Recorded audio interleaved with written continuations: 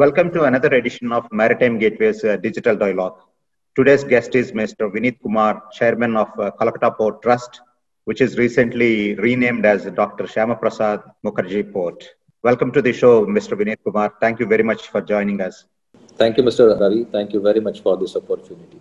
Let me begin by asking you, post-lockdown period, if you want to look at the months of July, August, and September, how is the business picking up and how are the cargo operations at the port? It is happy to note that we are on the positive side. Things are improving day by day.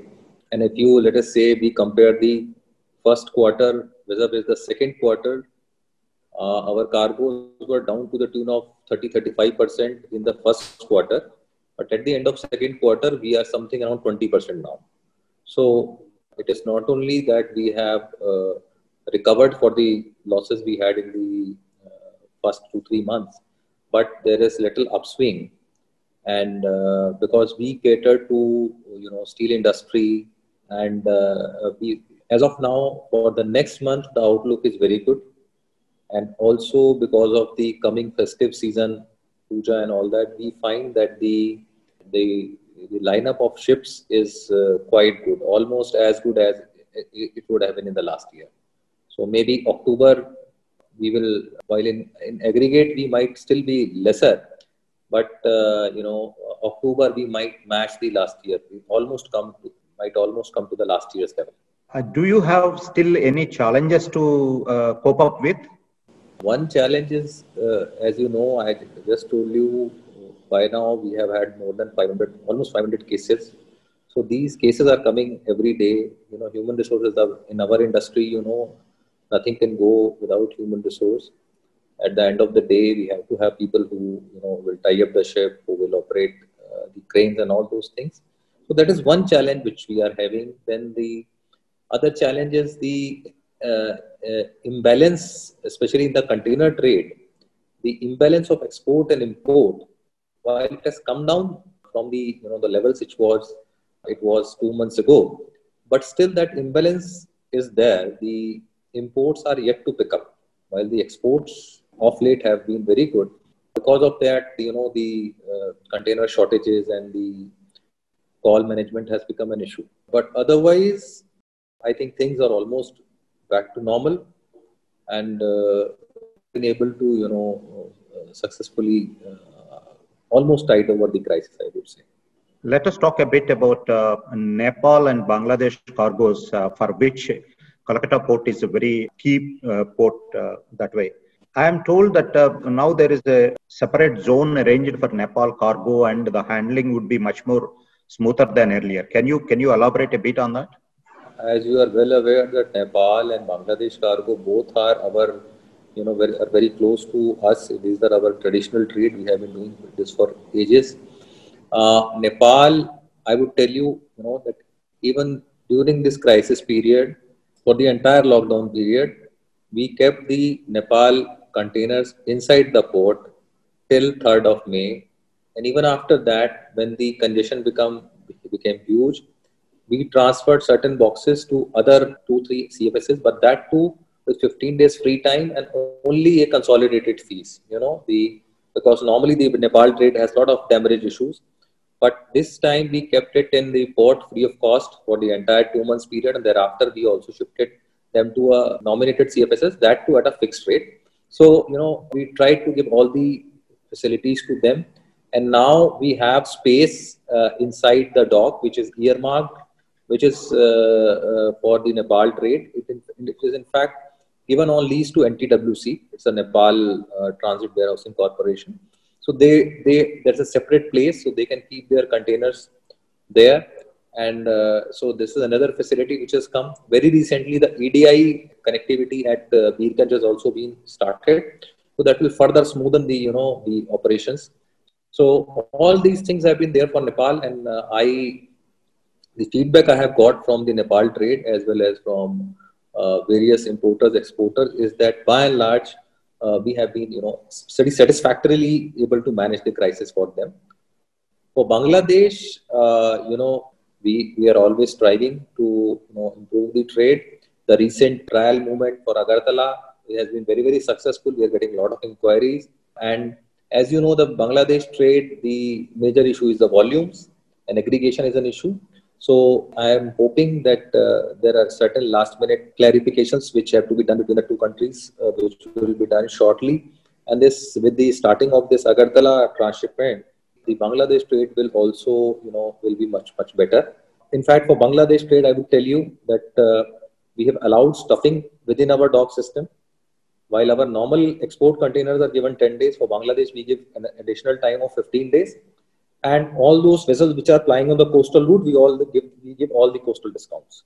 So both these Nepal as well as Bangladesh trade, we treat them with a very different approach, and lot many concessions which are not probably given to our own trade are passed on to that because of this peculiar situation and the conditions. I think these are some of the positive developments that happened during the pandemic period, which are very impressive.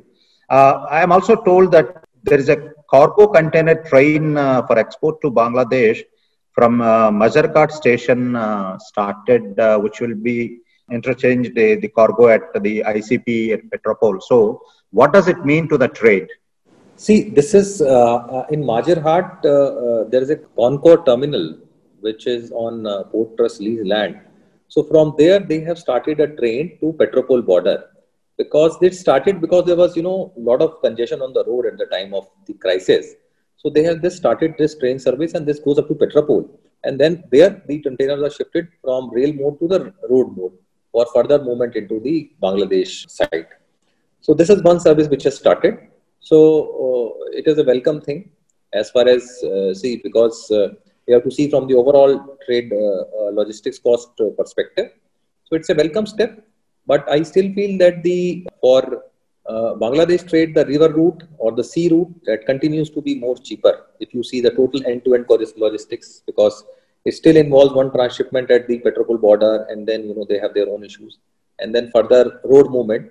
So waterways being a cheaper mode, I think long term the waterways develop, the coastal and the waterways development will gain momentum. When you mentioned coastal shipping, one interesting thing caught my attention. And during this pandemic, everyone is talking about digitalization. And I understand Kolkata Port also has earmarked some certain funds for the digitalization. But what is this e-marketplace for coastal shipping? I would like to know more about that. See, let me tell you what we did in this.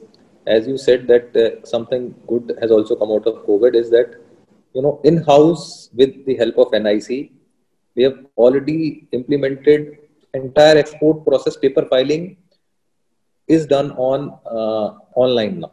So there is no need for any CHA to come to the port. All payment, everything, the shed release order, everything, all the papers are conveyed to them online. And it is 100% online now. Not a single paper we are accepting for export process in the port. Import also we have done it. Import is also done. The trial is on, and hopefully maybe in another month's time we will settle it. Then e-marketplace for coastal is, I would say, it is at concept stage, but I was a part of a group which was looking into the coastal business. And when we went to collect the data about coastal movement, it's not very easily visible and available, because the same ship carries coastal containers also. It carries, EXIM containers also. Like we get feeders coming from Krishnapatnam, Vizag, so there are the coastal containers of Chennai, Kattupalli. So these are common. Then a lot of cargo which is coming, you do not have a very clear picture of what is coming from where, who are the people operating in coastal. Now, if suppose you want to, let us see as a user, if I want to send something from here to southern part of the country or to any other state, then, I do not know whom to contact, and there are people who are, it's not that people are not there. There are people who are doing, but it is very fragmented. If you see for bulk also, there are providers. We are supplying coal to Tenjetco. It is going from Paradip also. A lot of bulk movement is also happening, and we intend to do a lot of fertilizer and all these things in the future. So what we came up with a concept that we should come up with a portal where if you want to go for postal booking, you have all the services and facilities which are available, who are the operators in the coastal mode. If you want to, suppose you want to send a container from here to Cochin, is there a service available? And if it available, at what cost? Okay. And if a shipping company wants to know, okay. So one idea is that, once we bring it to that portal, it will generate some very good data for us to analyze as to, because see, we have been trying to do lot in the coastal, but to be very frank, we have not been very, very successful. And even if where we are successful, we do not know, because the numbers and data is not very clearly apparently available to us. So my this thing is that all the coastal booking and will be routed through this portal. Okay, and in the long term, this portal will also give you, it will rope in various stakeholders so they can offer their services. So shipping companies can also join, so they can display their rates there. So there is a one-stop solution for somebody who wants to do the coastal shipping. So that is the intent. So we are working on the concept. We had interacted with a couple of companies on this. So that is the idea behind this coastal portal or gateway, you can say. Very good initiative. I wish you success on that. Port has deployed floating cranes at Sagar and Sands Head. So how much they could improve port efficiency? See, I am a river port. My basic handicap is draft. Okay, now world over, the shipping is going towards bigger and bigger vessels. In Haldia, I can take Panamax, but I cannot take vessels bigger than Panamax. I can take a partially loaded Panamax in Haldia, but cannot take a fully loaded Panamax. And but we have got very good locations in Sandheads where we can do full transloading. That's why we installed these two floating cranes, and we have been doing light rage at Sagar as well as Sandheads. And one more point, I can tell you last year, in fact, last year, it was the first time that we handled a fully laden Cape vessel of 165,000 tons. See, for the industry which is there in the close to Bengal, or you can say in Durgapur or Asansol, or which are in our hinterland, in the Haldia's hinterland, if a vessel comes with a single port call, otherwise it is a two-port call. Normally it's a two-port call, either Dhamra Haldia or it is Paradip Haldia. Now here, if you bring a fully laden vessel and you are able to discharge it, and we carry it by barges to our terminal, we have made a separate terminal for this. So, that becomes quite economical. So the handicap of the port as regards draft is taken care of by this. And I can tell you last year, we handled around 1.5 to 1.8 million tons. And even this year, I have booking for at least 3 fully laden capes, and 3-4 Panamaxes. So this 6 months we handle capes and fully laden Panamax, and rest of the time we handle around if I take it to the port, I can carry around 32,000 tons of cargo. But at our anchorage like Sagar, I can definitely add around 15,000 more to it, 12 to 15,000 more. So that adds to reduces the cost for the importer. So it has been quite successful for us, and in fact we are thinking that we will deploy more cranes so that if we can do some transshipment of containers also, because you can bring those containers, even we do as of now, some geared vessels are coming and they are doing their own crane. They are bringing 80 to 100 extra containers, transloading them at the anchorage and then bringing them along with the barge. So it's a very successful experiment and it reduces the cost to the trade. Any plans to further extend the storage facilities? I will give you two sort of innovations which we have done. One is that in Haldia we have a lot of space, and we have ourselves have been developing around 150,000 square meters of hard stand area, and the work is going on. But in the meanwhile, we realize it will be better if we can rope in our trade partners.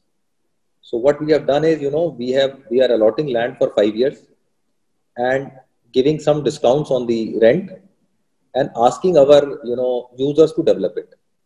And I'm very happy to tell you that around 30,000 square meters of space has already been taken over by the users. They are also very happy with it. So they also have, a surety of land with them, and they develop it as they want, and then they can keep it for 5 years. In Calcutta, because we deal with pulses and food grain stuff and all that, we had 2 old sheds. We had at least 6, 8 old sheds. Out of the 2, we repaired ourselves, and in 2 we did an experiment, and we floated an expression of interest that if somebody would take them, repair them, and use them for 5 years, and pay us the rent. And I'm happy to tell you that Glencore has taken it, and they have now repaired it also. And not only that, they have borne the repair cost. They are paying us the rent also. And also it sorts of, gives me a commitment on their side too that they will bring the cargo also. So these are a couple of initiatives which we have taken, and we are very happy to say that both of them have been successful. Mr. Vineet Kumar, with all the constraints Calcutta Port has, you have proactively brought in a lot of innovation and improved infrastructure, cargo handling. So what else is on your plate for the future? What else is remaining? What are your plans in the near future? The near future, as I told you, one is that we need to go more on mechanization. So we are thinking of, Khidirpur docks is another dock system in Calcutta Port Trust, which is underutilized. So we are coming up with a PPP proposal for, it's around 800 meters of quay length. 400 meters will be given in the first phase. And it will be a multi-cargo terminal where both containers as well as general cargo will be dealt. The total cost is around 180 crores. That proposal this will be coming very shortly. Haldia, we are mechanizing one more part. So one is, efficiency improvement, as I can tell you, efficiency improvement by mechanization. Other is, another efficiency through use of technology. We are bringing in, we have already brought in a partner for a trucking solution because Calcutta is a, city port. So we already brought in a partner, Gokon Limited, for our trucking solution so that it can optimize, the truck movements so that if you are coming to drop a container while going back, you can, through the system, you can find if you can take back a container also. We are planning yard solution wherein, it will be either RFID based or OCR based solution. The idea is that even a truck driver should be able to send an SMS, and not only I don't need a high-end phone. I need only, if a truck driver wants to know in which place his container is there, he has to just SMS the container number to me, and I'll send him back an SMS that your container is lying in this line, this yard, at this place. You go there and collect it. So this also, our expression of interest is out, and maybe 6 months time we will be implementing that. So technology is, as I said, is another thing. Then our focus is we are a very old port. We have a lot of assets. Already we want to create an ecosystem. Being a terminal port, we have this advantage. So once upon a time we had a good ecosystem of ship repairing and shipbuilding. So we have already started ship repairing with Cochin Shipyard. Our 2 dry docks, we have already started functioning. We have already, at least handled 4 or 5 vessels there. Both we are approaching Coast Guard, Navy, and trade also for ship repairing. We have 3 dry docks in Khidirpur. We are shortly coming with a tender for, giving a long-term lease for those dry docks also. So our focus is also, we are diversifying into ship repairing. That is another aspect.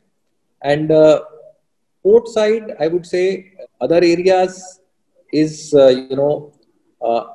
developing an entire ecosystem in Calcutta, which I can see in last 2-3 years, I have seen that, a lot of things have changed.